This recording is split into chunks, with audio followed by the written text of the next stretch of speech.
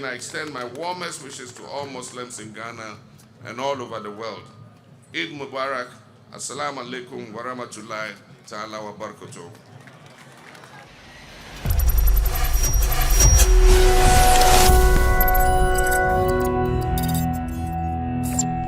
Ministers of State, members of the Diplomatic Corps, Council of Zongo Chiefs, chairmen and members of the Eid Planning Committee, our friends from the media, distinguished ladies and gentlemen, my Muslim brothers and sisters. I greet you in the Islamic greeting of peace. Bismillahir Rahmanir Rahim, wa rahmatullahi ta'ala wa barakatuh.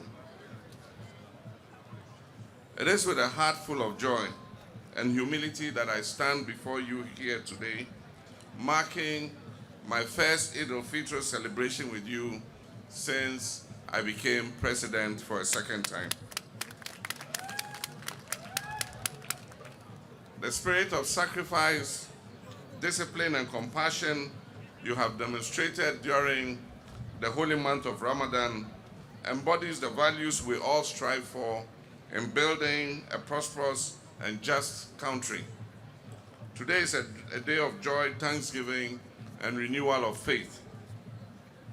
It also reminds us of the values that define us as a people. Faith, sacrifice, unity, and compassion are what we need. Ramadan is more than just abstaining from food and drink. It is a time for deep spiritual reflection. It is a time for self-discipline, and it is a time for kindness towards others. This period invites us to cleanse our hearts of bitterness while embracing the principles of patience, love, and humility. And so if you have a quarrel with somebody this month of Ramadan, after Salah, go to the person's house and make peace with them.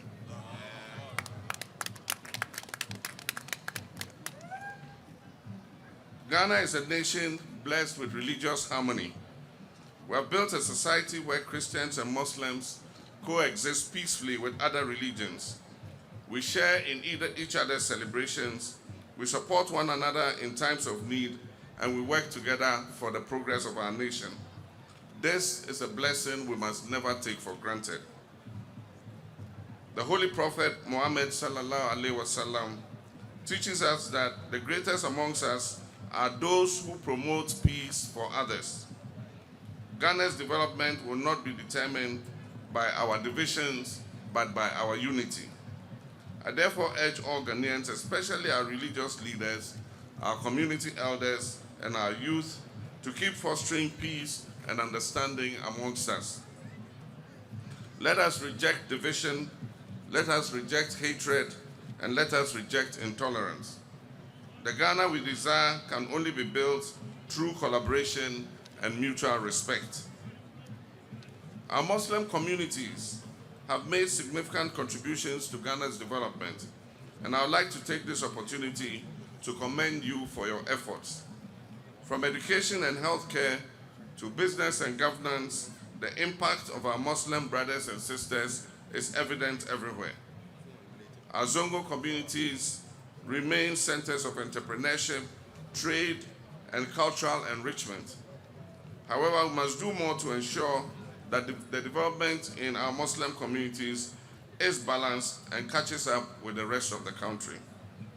We must invest in quality education for our children. We must improve healthcare facilities and create opportunities that will help our youth to achieve their full potential.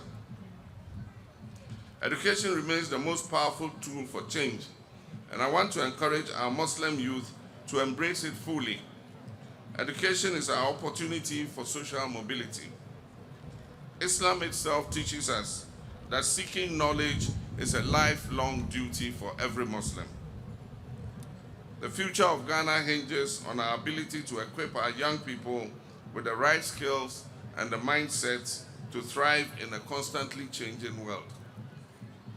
One of the core teachings of Islam is the importance of charity, kindness, and giving. Zakat and Sadaqah remind us that true wealth is not measured by how much we accumulate, but by how much we give to help those in need. As we celebrate Eid, let us not forget our brothers and sisters who are less fortunate and are struggling, such as orphans, widows, the unemployed, and the elderly. Indeed, when we leave here after Salah, everyone should look for an orphan, a widow, or an elderly person and show them an act of kindness. That is what Ramadan is about. Let us carry on our acts of kindness that Ramadan inspired, and let us reach out to those who are in greatest need. This is not only an Islamic duty, but it is also a national responsibility, because a nation that cares for its vulnerable is a nation that will always be blessed by Allah. To our young people, I say Ghana's future is in your hands. In this era of digital transformation, of economic challenges and global competition, our youth must equip themselves with the knowledge, skills, and discipline necessary to be able to thrive. Our youth are the ones who will shape the country's destiny. Allow your faith to guide you, but also let your education and hard work serve as the tools that empower you to build a brighter future. So it is important to be a faithful Muslim, but it's also important to be an educated Muslim. As leaders, we will do our part to create an enabling environment that gives young people the opportunities that they deserve. And it is my wish that our youth in the Muslim communities will take advantage of these opportunities. I urge our youth to rise above the challenges and remain committed to personal and national development.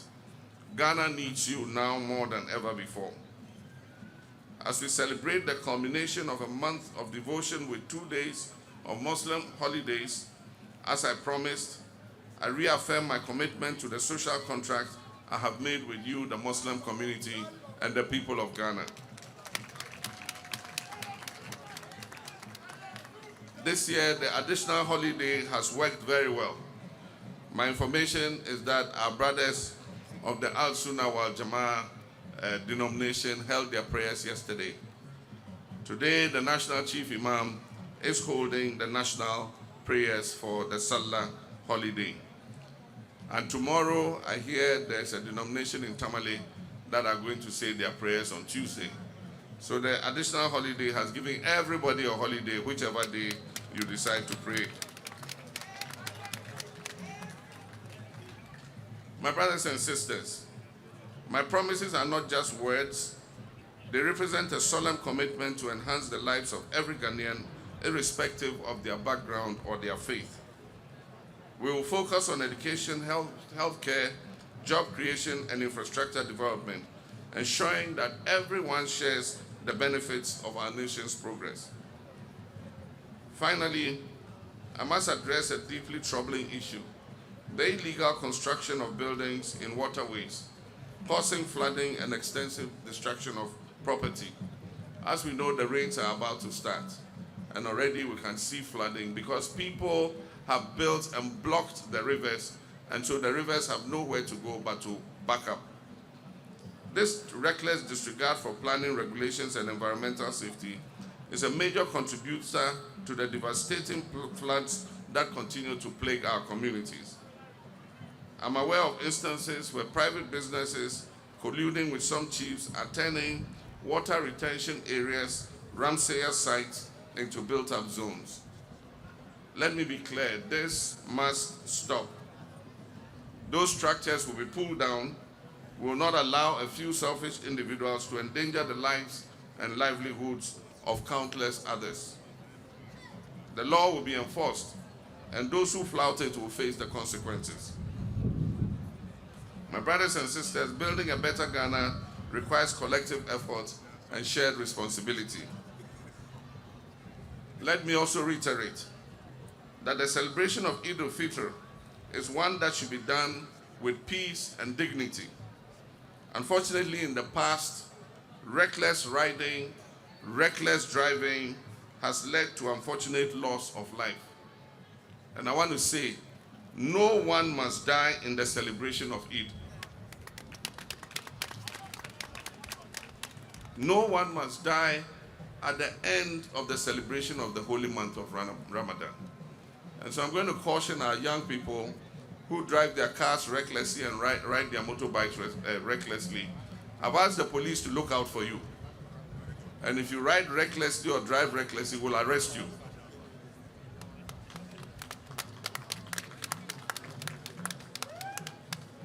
My brothers and sisters, let us work together guided by the principles of faith, justice, and compassion to create a brighter future for ourselves and future generations.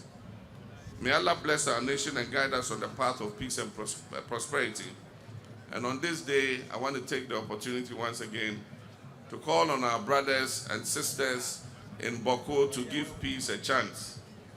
On this holy occasion, where we celebrate the feast of Eid al-Fitr after the holy month of Ramadan, my brothers and sisters in Boko, let us give peace a chance. Once again, I extend my warmest wishes to all Muslims in Ghana and all over the world. Eid Mubarak. Assalamu alaikum wa rahmatullahi ta'ala wa barakatuh. عن كل حر أو عبد صغير أو كبير. وقال صلى الله تعالى عليه وسلم. He's working with me, the one supporting me.